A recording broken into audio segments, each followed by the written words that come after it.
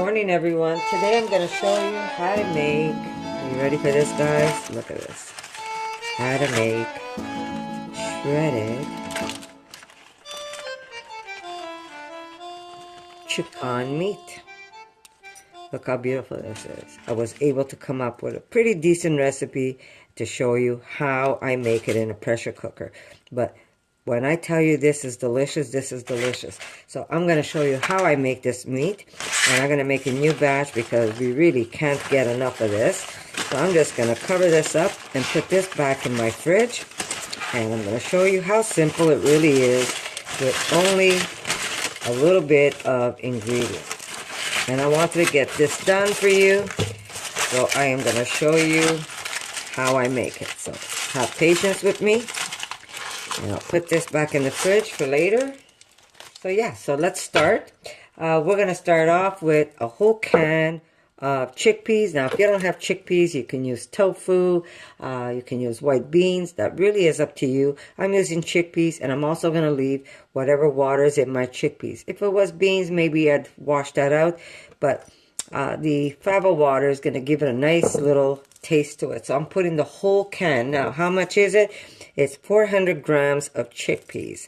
So I measured it the other day. It's basically 2 cups of chickpeas and about maybe half a cup of fava water, just to give you an idea what it is.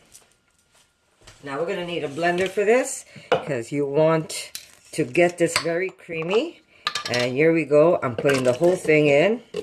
You're saying, why are you putting that water? Well, let me tell you, it's going to add a lot of flavors to it.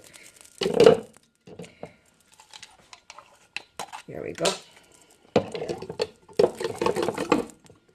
Water and all, guys. Okay. Now, to this, we're going to add 2 tablespoons of peanut butter. If you're allergic to peanut butter, leave it out. Just replace the peanut butter with another fat. You can use either mayonnaise, or you can use, always vegan, guys, right?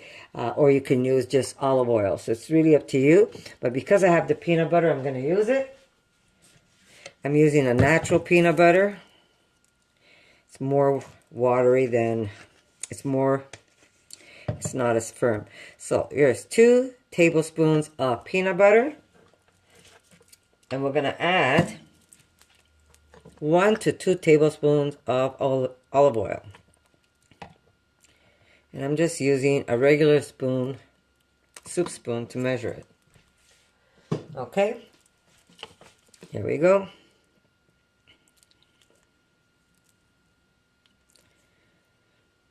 Perfect.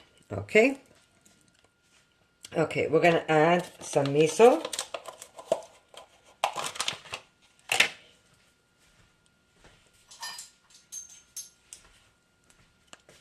And miso, you know, gives that nice umami flavor. So I'm going to put 1 tablespoon of miso. I'm going to put about a teaspoon of maple to add just a little bit of sweetness to the meat. Not much. About a teaspoon.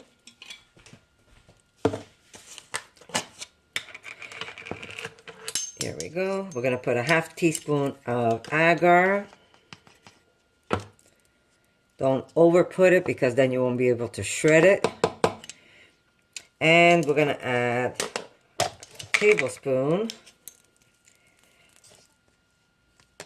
Oh, you see what I just did? Okay, we're going to put a tablespoon. That wasn't agar, that was mushroom powder. I was really going to pull it fast on you. Okay, we're going to put a whole tablespoon, and I always do a little heaping of mushroom powder and my agar. Here's my agar. We're going to use a half a teaspoon of agar. I'm only using half a teaspoon, but you do want to put it because it's going to give it that nice firmer texture when you eat your meat. We're going to add a little bit of salt to this. So we're going to put about maybe 1.5 teaspoons. And let me see, what else did I put in there? I'm trying to remember now. So we did onions. Here we go. We're putting a nice heaping tablespoon of dried onions. Those are my onions. Dried flaked onions. So we're going to take this and we're going to blend this up, and you want it blended very creamy. Let me see, is there any aquafaba left in there? There you go. We're going to put it all in. And I'm going to put just a little bit of water, maybe about a quarter cup of water, and shake this up. There you go. I'm just using about a quarter cup of water just to clean up my jar, get all that aquafaba. You see it? And we're going to get this nice and creamy. Now, you know, aquafaba, people make beautiful meringue, and so it is the vegan miracle worker. So aquafaba is really like a vegan's dream come true, because there's so many things you could do with aquafaba. So we're going to blend this into a cream.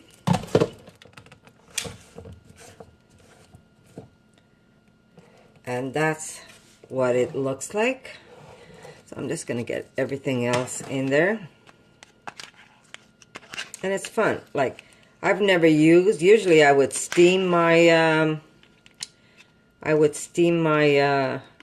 seitan. I would use it in a steamer, but never use my pressure cooker. So I was always I was nervous to use my pressure cooker anyhow. I remember in high school, every time I would go into that home ec class, we would always find food in the ceiling because somebody blew up the kitchen with the pressure cooker.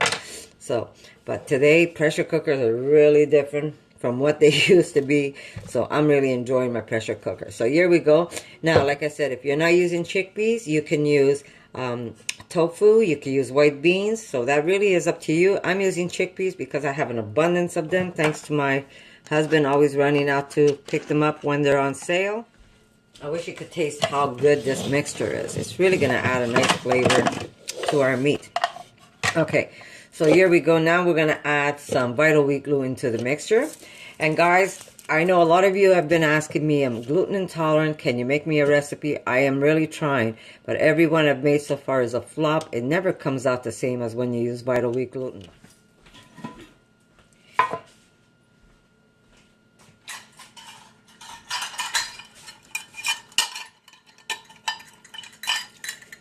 And remember, the firmer your meat is, the more flour you use, the firmer your meat is going to be, right? If you make it a very loose meat, you're going to have more of a tender type meat. Okay, well, here we go. We've got 1 cup.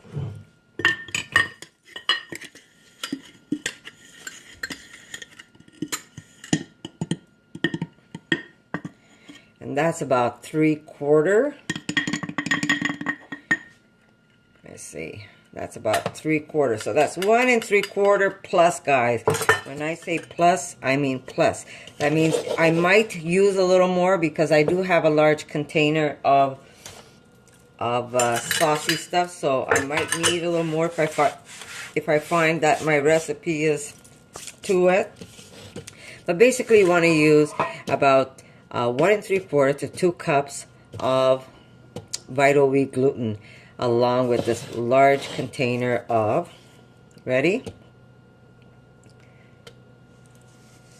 Of deliciousness. Did I just do that? Yes, I did. I wish you can taste that mixture. That peanut butter really makes a difference. So you know what? I might just put a little extra flour because this looks like a lot. Now remember, I just throw things together, but I'm going to give you the exact that I'm using. So if I'm adding more, it's because I need more. Alright. I'll scrape it later. Okay, so the recipe will be marked on the side, guys.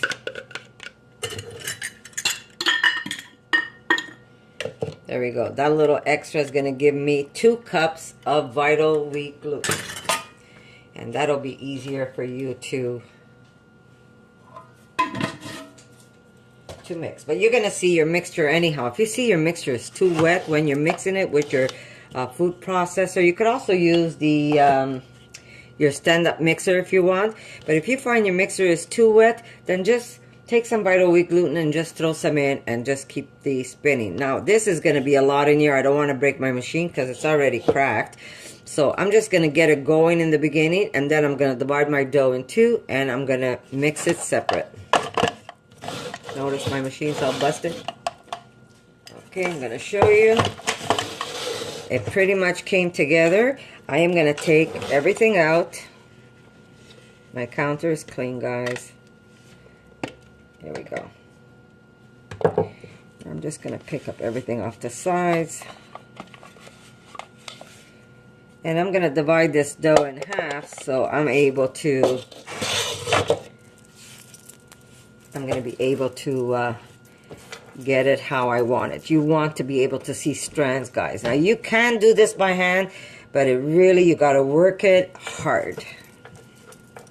So I'm going to take this and just cut it in half. There we go. And we're going to put this back into the machine.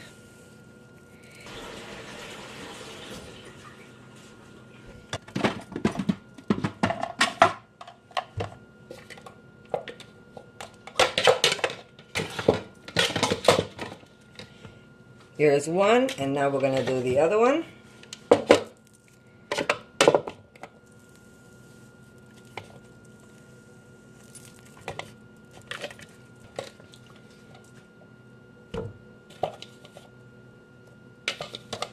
There we go.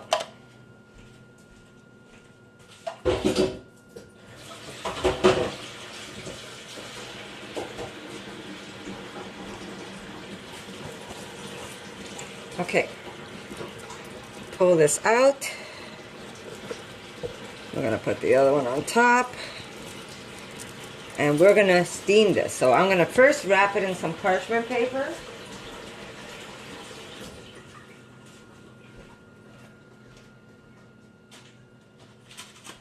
I personally don't like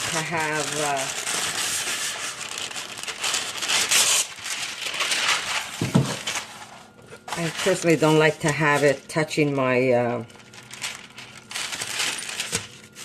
I don't like it touching my the aluminum paper, so I will first put it in this, and now I'm going to wrap it with aluminum.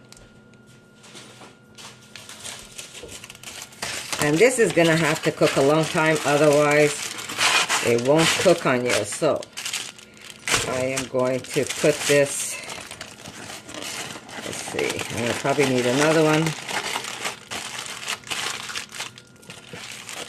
Yeah, we're going to need another sheet of aluminum. And this is going to be cooked for a long time, or steamed for a long time, because it is a big piece of meat. So if you don't want to make this much, cut your recipe in half, and that's not a problem.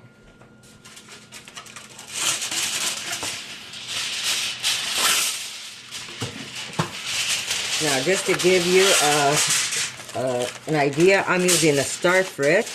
I don't know if you have an Instapot or one of those older models. I have no idea how to use one, but I can tell you what I did.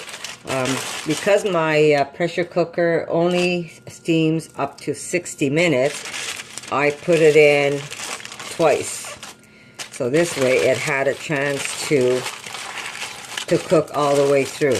I had opened it up after 60 minutes. I tried 60 minutes. After 60 minutes, I noticed that half of my seitan was cooked and the other half was still very doughy-like. So I did put it in for another hour. I flipped it over and it worked just great.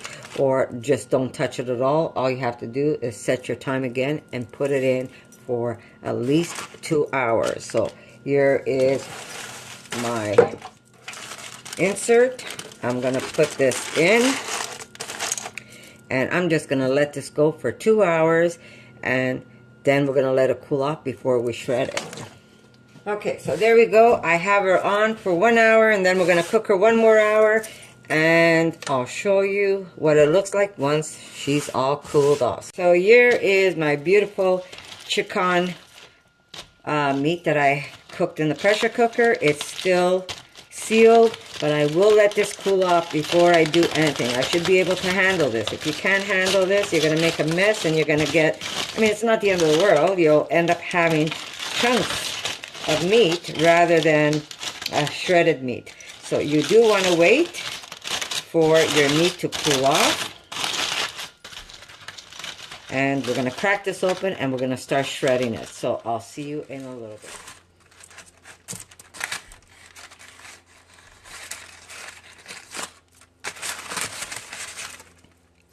Trying to do this without burning myself, guys. I should have waited.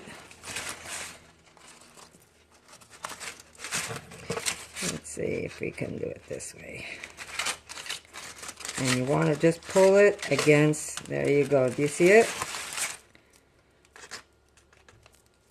So it depends the size you want, but basically it just comes apart nicely. So again, eesh, eesh, eesh.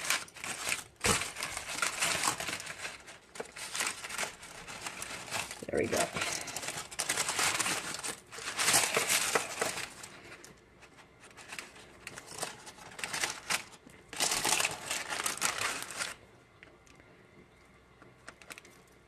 Yeah, I should have waited a little longer. Maybe I'll do that. Just wait a little longer.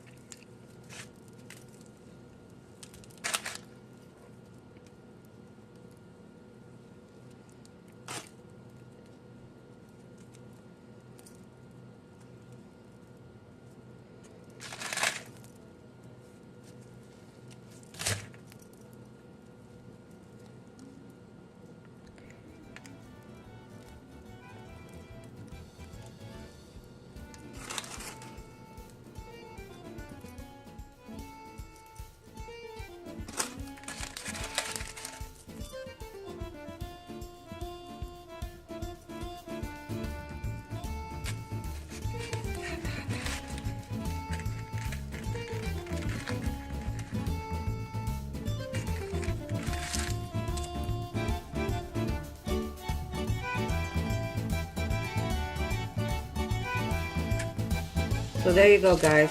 Hope you like this recipe, and we'll see each other in the next one. I'll show you another dish that I make with this meat.